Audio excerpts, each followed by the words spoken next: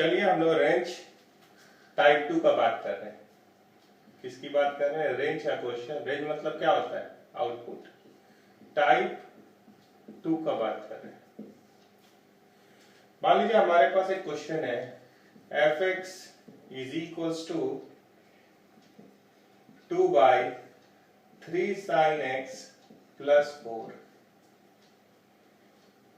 पहला सवाल है यहाँ का, f x is equals to 2/3 sin x plus 4। तो डोमेन क्या कहता है?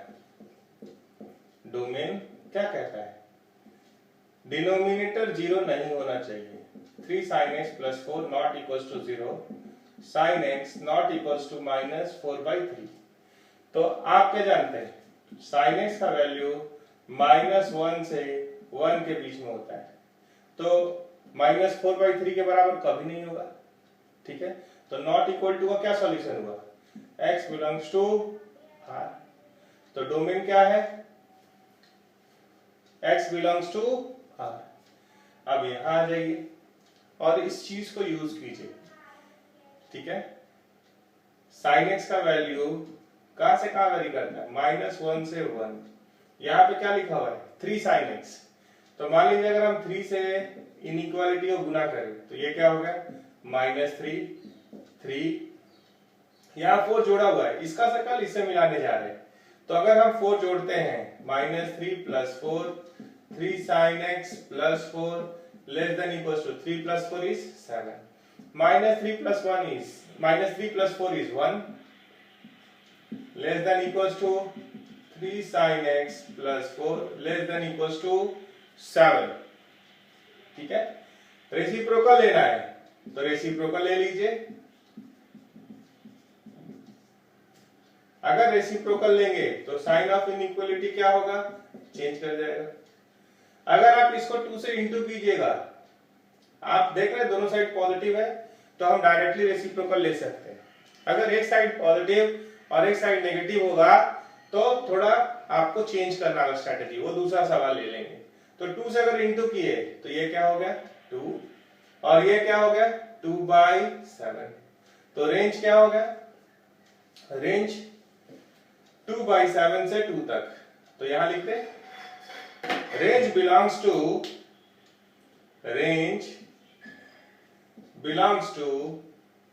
2/7 से 2। ये हो गया आंसर। चलिए इसको मिटा रहे हैं, आगे चलेंगे।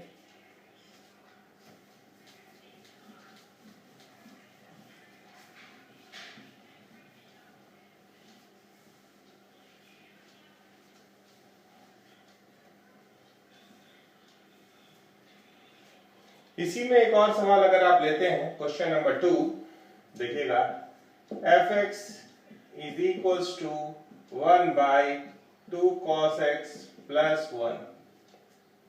2 cos x प्लस 1। तो इसका डोमेन क्या कहता है? फाइंड रेंज है। सवाल क्या है? सवाल क्या है? Find range. सबसे पहले डोमेन देखिए, तो 2 cos x plus 1 not equals to 0, cos x not equals to -12। cos x का ग्राफ आप जानते हैं? बोलिए, cos कितना -12 होता है?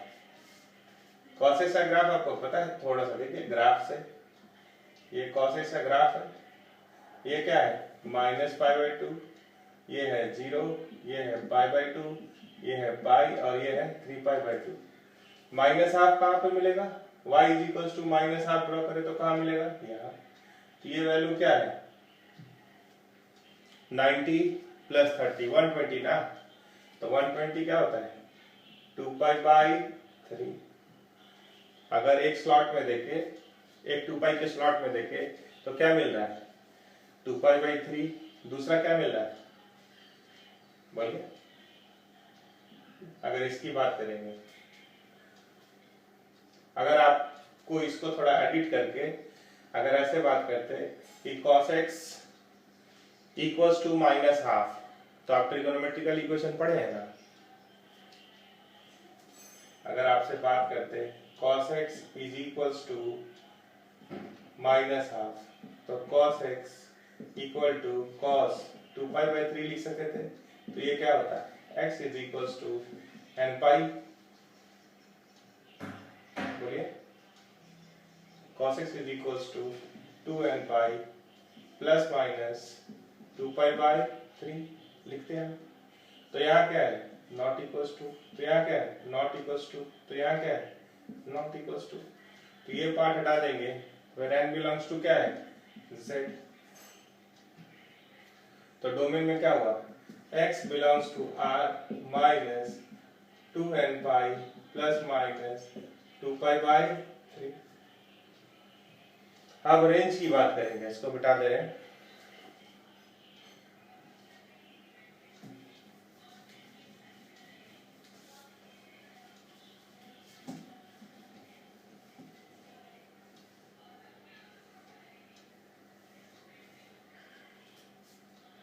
देखो,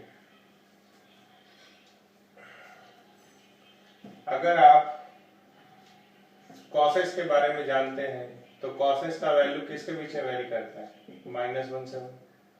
तो आप 2 से इंटू किए तो ये क्या हो गया, 2 cos x, और एक जोड़ भी दिए तो ये क्या हो गया, -2 + 1, -2, 2 से इंटू किए तो -2 + 1 क्या होगा, -1, या 2 से इंटू किए तो 2 + 1, तो ये क्या हो गया, 3। अब एक साइड पॉजिटिव, एक साइड नेगेटिव और एक साइड पॉजिटिव, तो it has to be splitted into 2 cases, और ये दोनों केस के बीच में क्या है, और, क्योंकि आप जानते हैं 0+ का रेसिप्रोकल इंफिनिटी होता है, 0- का रेसिप्रोकल -इंफिनिटी होता है। तो ये ऐसे हो गया, 0 पे, एग्जैक्टली 0 पे अनडिफाइंड हो जाएगा सिस्टम। ये क्या है, 0- या 0+ से 2 cos x + 1 < 3। तो आप रेसिप्रोकल लेने जा रहे हैं, तो ये रेसिप्रोकल में दोनों साइड नेगेटिव है, साइन ऑफ इनइक्वालिटी क्या होगा, ये क्या है, -इंफिनिटी, ये क्या है, -1 का रेसिप्रोकल -1, इसका रेसिप्रोकल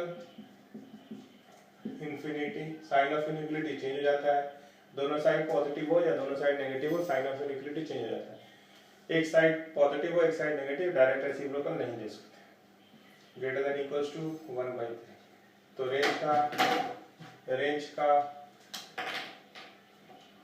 रेंज क्या हो गया, रेंज बिलोंग्स टू -इंफिनिटी से -1 यूनियन 1/3 से इंफिनिटी। ये हुआ दूसरा। तीसरे के पास चलेंगे, इसको देख लीजिए ध्यान से।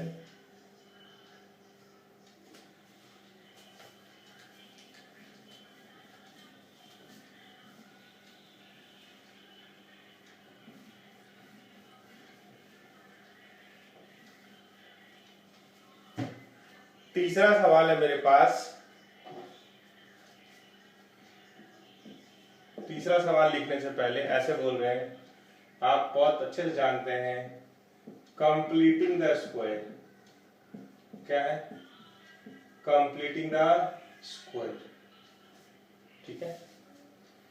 तो साइन एक्स और कॉस एक्स का रेंज क्या है, बाउंडेड है, ठीक है। बाकी के बारे में भी धीरे धीरे सोचेंगे, पहले छोटा छोटा बात। मान लीजिए f x is equal to लिखा हुआ है sine square x plus sine x minus में, तो आप इसको लिख सकते हैं साइन एक्स का square plus 2 sine x into half करेंगे तो इसके बराबर हो जाएगा, 2a भी ढूंढ लिए, प्लस हाफ का स्क्वायर, तो घटाएंगे भी, तो ये क्या होगा साइन एक्स प्लस हाफ का होल स्क्वायर माइनस 5/4। तो साइन एक्स को कभी कोई तकलीफ नहीं है, वो कंटिन्यूअस है। तो इसीलिए हम लोग अगर इसका मैक्सिमम वैल्यू और मिनिमम वैल्यू निकाल लें तो रेंज क्या हो जाएगा, मिनिमम से मैक्सिमम तक। देखिए साइन एक्स तो -1/2 हो सकता है, यानी अंदर 0 डेवलप हो सकता है। तो fx का मिनिमम वैल्यू क्या होगा? साइन एक्स का रेंज क्या है? -1 से 1, तो ये -½ हो सकता है। -½ कोई भी होल स्क्वायर का मिनिमम पॉसिबल वैल्यू 0 हो सकता है, अगर पॉसिबल है तो ये अगर 0 होना इसका क्या पॉसिबल है? Sine x plus half is equal to 0, यानी sine x is equal to -½ हाँ ये संभव है। तो ये क्या कितना ले लिया? 0 और 0 -5/4, और इसी में fx का अगर मैक्सिमम वैल्यू बोले तो ये पॉजिटिव नेचर का है, तो इसका मैग्नीट्यूड कौन से वाले को बढ़ाएंगे तो स्क्वायर करेंगे तो और जूम होगा। तो यहाँ पे पॉजिटिव है तो यहाँ 1 रख देते हैं, तो 1 + ½ 3/2, 3/2 का स्क्वायर 9/4 -5/4, 4/4 दैट इज 1। तो रेंज क्या हुआ? रेंज बिलोंग्स टू -5/4 से 1। ये हो गया तीसरा सवाल।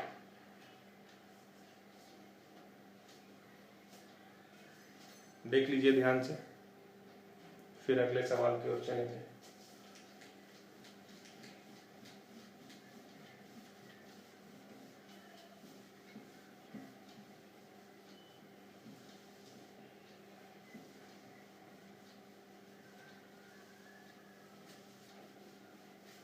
यहीं पे एक सवाल और ले आते हैं इस टाइप का, जो आप पहले किए हैं, वो आपको दिखता है या नहीं।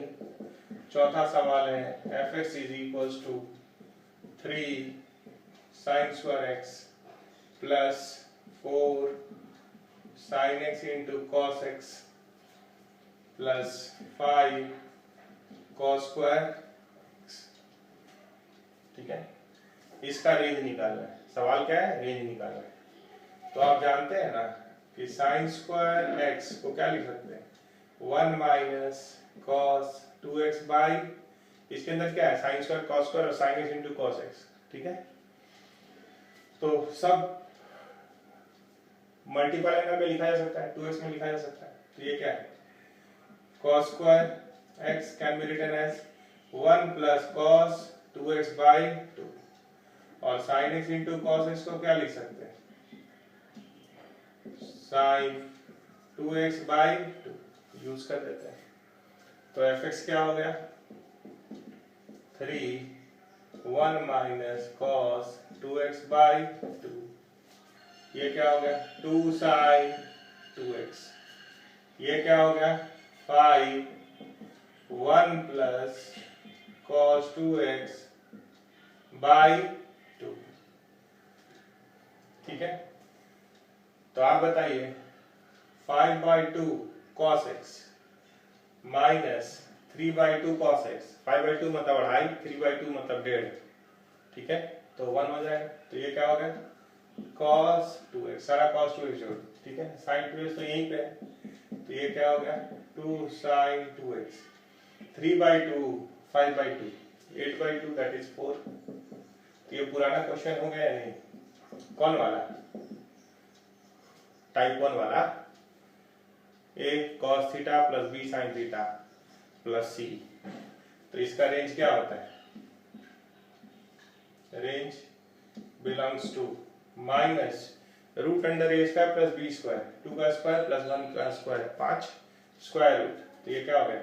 -√5 + 4 से √5 + 4 तक। ये एंगल सेम बना लिए ना, ये जरूरी है। ये एंगल सेम आप बना लिए, वो जरूरी है, उसके बिना काम नहीं होता है। तो ये कौन सा सवाल हुआ? 4th। मिटा दें।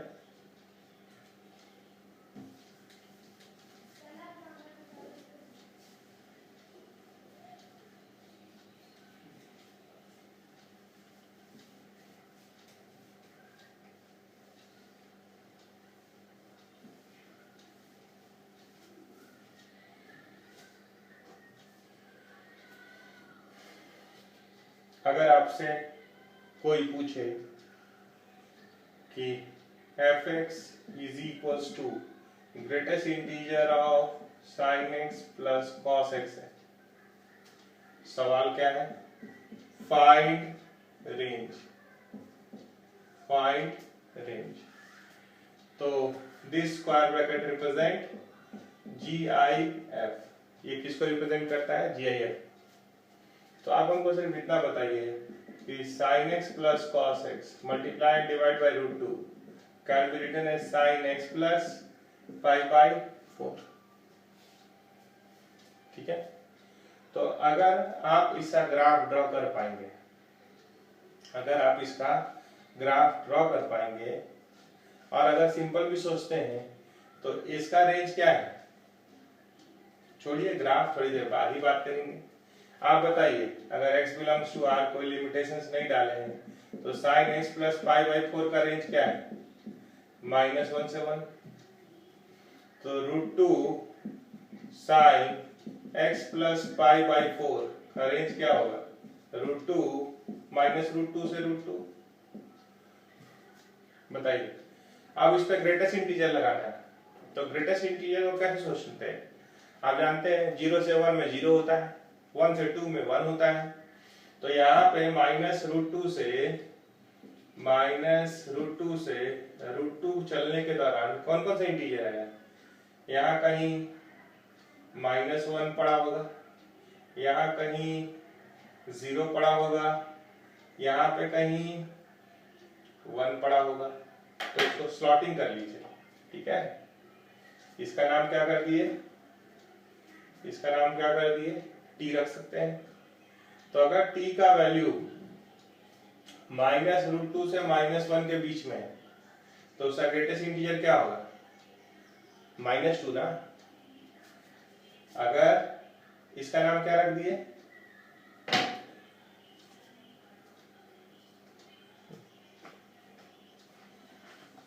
एक मिनट के लिए इसका नाम t रख दिए।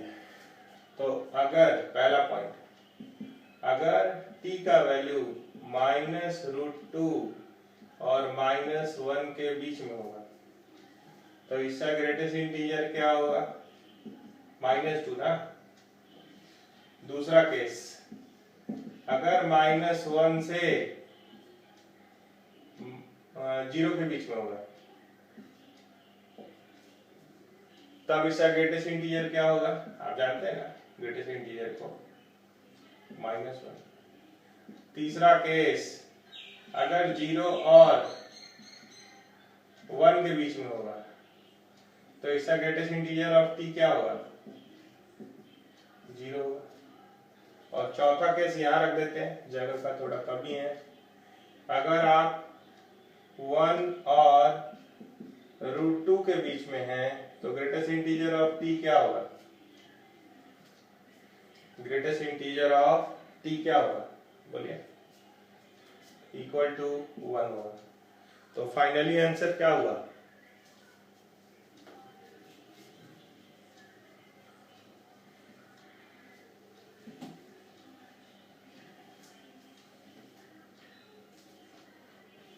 रेंज = कर्ली ब्रैकेट क्या क्या मिला? -2 -1 0 1। ये हुआ आंसर। ठीक है, आगे चलेंगे।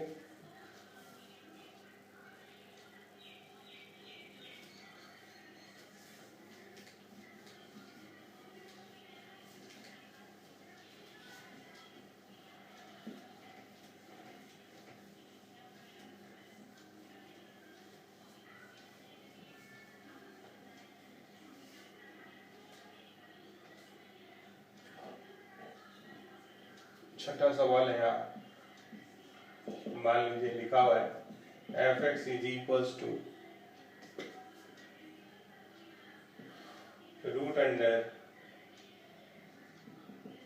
√sin x -½ मान लीजिए। तो डोमेन क्या करेगा? वही सब x देगा जब ये क्या हो? Greater than equals to 0, greater than equals to 0। Domain से क्या सॉल्व होना है? sin x -½ greater than equals to 0। ये कौन सॉल्व करेगा? डोमेन। ठीक है, आप इसको सॉल्व करेंगे तो x का वैल्यू मिल जाएगा आपको याद हो अगर साइन एक्स का ग्राफ ऐसे दिख रहा है, ये y इक्वल्स टू हाफ हुआ, ये क्या है 5/6, ये क्या है 5/6, ठीक है। तो अगर एक स्लॉट में देख रहे हैं तो क्या है 5/6 से 5/6 तक साइन एक्स का पीरियड 2 होता है, तो एंटी एंटी जोड़ देते हैं जनरल के लिए, तो 2n पाई और यहाँ क्या है 2n पाई हो गया। हम लोग को रेंज के लिए सोचना है, तो ये अगर इसमें रहेंगे तो ये पॉजिटिव रहेगा, तो ऐसे इसको बोल रहे हैं 1 1 मिनट के लिए, या इसी को बोल दिए 1, तो ये 0 से ज्यादा तो मेंटेन करेगा। तो साइन एक्स का वैल्यू का अगर लिमिटेशन देखें यहाँ के हिसाब से, थोड़ा सा देखिएगा, इसको गैदर कर रहे हैं, ठीक है। ये क्या बोल रहा है sine x minus half greater than equals to 0, ये मेंटेन कर लेगा ये इनपुट।